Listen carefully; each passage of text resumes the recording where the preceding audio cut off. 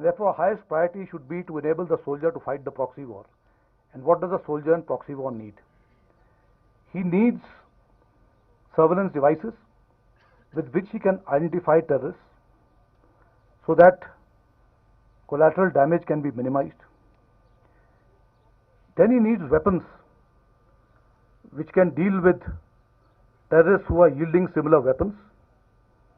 At the same time, he also needs weapons which only cause casualties to those who may be supporting terrorism in the form of OGWs and disrupting the operations of the security forces when they are after the terrorists. And then, of course, he needs protective armor to protect himself from the bullets and explosives that are now available to the terrorists. And then we are looking at what else do we need for fighting wars. This I just mentioned about the proxy war. For fighting wars, we are looking at modernizing our inventory. But we do understand that you cannot modernize the inventory overnight. Gradually your weapons and systems start becoming obsolescence. But it is not that overnight a weapon system that is available to you will not fire tomorrow or cannot be used. There is I think, misnomer about obsolescence. Obsolescence means because new technology is coming in, you want to get a new technology. It does not mean that the weapon system available to you is no good.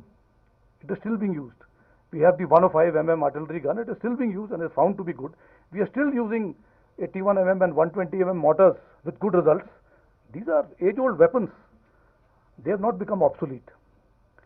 So we have therefore decided that our first priority is to get the ARTI systems, artillery weapon systems, which we have not been able to procure after the Bofors. And therefore the priority was given to the artillery systems. You are aware now that the ultra-loud howitzers from the US has been imported. It's coming, and by 2020 we will have all the guns. We've got the K9 Vajra now being manufactured in collaboration with South Korea in the country, which is required by the mechanized formations to get artillery support. We have also given impetus to Make in India, where two of the guns, like the Bofors, very much like the Bofors system, are being manufactured locally by L&T and Bharat Forge. And then we are also looking at the Dhanush weapon system, which is an ordnance factory weapon, which is again, I would say, almost a replica of the Bofors, because Bofors has proven as a very potent weapon during the war in Kargil. So that is how we are going with the modernization of the artillery. Then we found that the air defense systems needed an upgrade. So we have gone in for the Akash system, and now we are very soon going to contract for the V-Shurads. And then the other systems will continue. Simultaneously with this, we are inducting additional helicopters because the aviation fleet is expanding. And therefore, this is the way we are prioritizing our equipment. We also know that after some time, the mechanized forces will require upgradation, because the T-72 tanks which came in the 70s is now going to become obsolescent in the next 10 to 12 years. But we have the T-90, which is a good modern weapon system. We have upgraded the T-90 by integrating it with other systems like the fire control system and other devices which can help the tankmen to operate at night. But then I think by about the period between 2026 and 2030, we will have to go in for replacement of the T-72 tank.